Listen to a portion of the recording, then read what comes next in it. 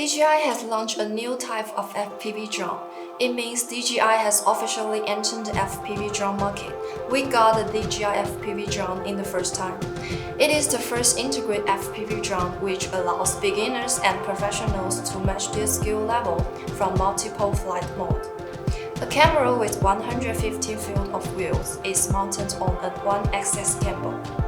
The new motors bring a heart-racing experience to the system with a maximum speed of 140 km/h and a maximum acceleration of 0 to 100 km/h in just 2 seconds. Pilots can view what the drone sees in near real time with a low latency, high-definition digital feed through the goggle.